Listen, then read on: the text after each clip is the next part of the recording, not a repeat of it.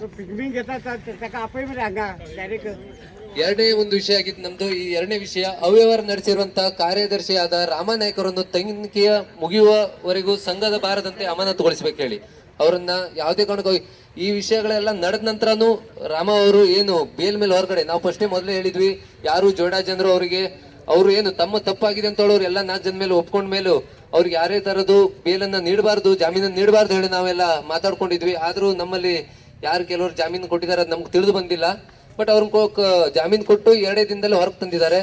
ಅದಾದ ನಂತರ ಕೂಡ ಅವರು ಸೊಸೈಟಿಯಲ್ಲಿ ಬಂದು ನೇರವಾಗಿ ಕುತ್ಕೊಂಡು ಏನು ಅವ್ರು ಆ ಜಾಗದಲ್ಲಿ ಕುಳಬಾರ್ದು, ಆದ್ರೂ ಸಹಿತ ಆ ಜಾಗದಲ್ಲಿ ಕುತ್ಕೊಂಡು ಸಹಿತ ಇನ್ನೂ ಸಹಿತ ಅವ್ರದೇ ಥಂಬ್ ಕೊಡೋದಾಗ್ಲಿ ಅದೆಲ್ಲ ಅವ್ರದೇ ಕಾರ್ಯ ನಡೀತಾ ಇದೆ.